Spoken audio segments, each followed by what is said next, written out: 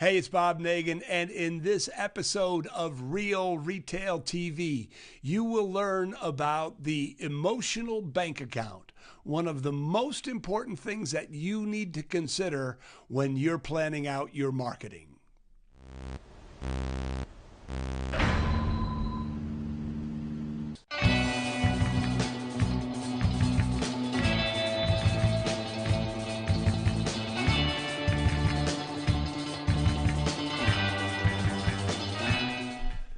I first learned about the emotional bank account 20, 30 years ago when I was reading Stephen Covey's 7 Habits of Highly Effective People.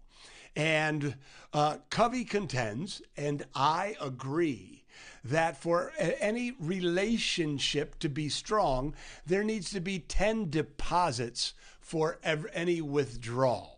And while Covey was just talking about relationships in general, I immediately took his idea and applied it to my retail business.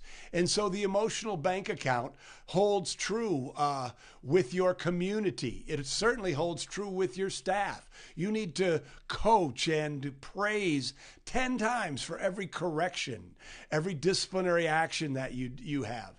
But it especially holds true for marketing.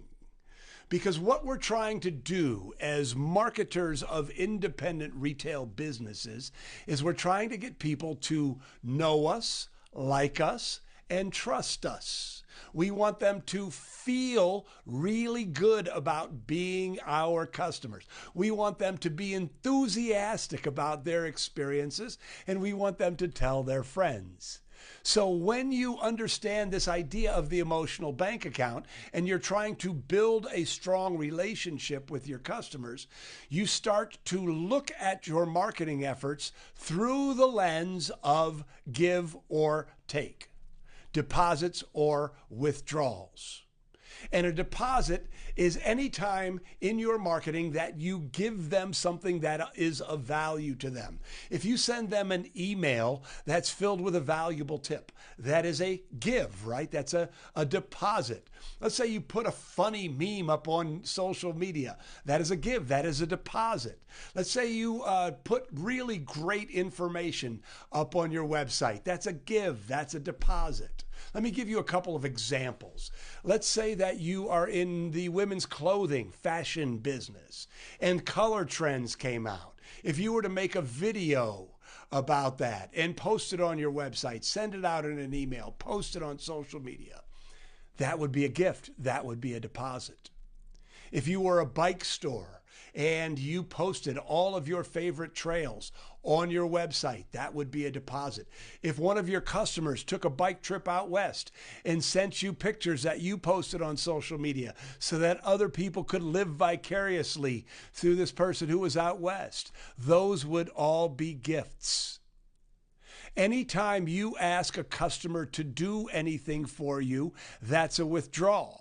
If you say, I'm having a sale, come on in, that's a withdrawal. If you're having a promotion and you're saying, please come to my promotion, that's a withdrawal. So what we're trying to do is we're trying to proactively build the balance, because just like a real bank account, the emotional bank account, the bigger your balance, the more you can withdraw.